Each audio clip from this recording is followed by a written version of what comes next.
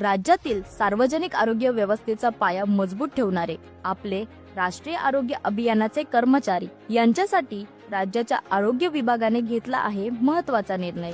त्यांच्या मेहनतीचा सन्मान करत 15% मानधन वाढ करण्याचा निर्णय घेऊन त्यांच्या मागण्यांवर सकारात्मक निर्णय घेतला आहे। या निर्णयामुळे राज्यभरातील सुमारे 50,000 NHM कर्मचाऱ्यांना दिलासा मिळणार आहे। त्यांच्या मनोबलात वाढ होईल आणि आरोग्य यंत्रणा अधिक कार्यक्षम बनेल। पण एवढ्यावरच न थांबता शासनाने कर्मचाऱ्यांच्या उर्वरित मागण्यांबाबतही विचार केला आहे। 10 वर्ष सेवा पूर्ण केलेल्या कर्मचाऱ्यांना सेवेत कायम करण्याचा प्रस्ताव, ESIS अंतर्गत सामाजिक सुरक्षा लाभ, गंभीर आजार, अपंगत्व अशा प्रसंगी NHM कर्मचारी कल्याण निधी स्थापनेचा उपक्रम आणि दुर्गम व नक्षलग्रस्त भागात कार्यरत कर्मचाऱ्यांसाठी विशेष भत्ता अशा प्रकारचे अनेक कल्याणकारी निर्णय त्यांच्यासाठी घेतले आहेत। हा निर्णय आहे कर्मचाऱ्यांच्या समर्पणाचा सन्मान करण्याचा, आरोग्य विभागाच्या माध्यमातून जनतेच्या सेवेसाठी सज्ज असणाऱ्या योद्ध्यांच्या आनंदाचा।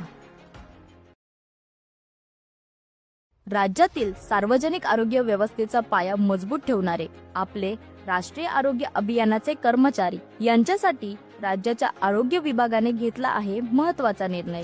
त्यांच्या मेहनतीचा सन्मान करत 15% मानधन वाढ करण्याचा निर्णय घेऊन त्यांच्या मागण्यांवर सकारात्मक निर्णय घेतला आहे। या निर्णयामुळे राज्यभरातील सुमारे 50,000 NHM कर्मचाऱ्यांना दिलासा मिळणार आहे। त्यांच्या मनोबलात वाढ होईल आणि आरोग्य यंत्रणा अधिक कार्यक्षम बनेल। पण एवढ्यावरच न थांबता शासनाने कर्मचाऱ्यांच्या उर्वरित मागण्यांबाबतही विचार केला आहे।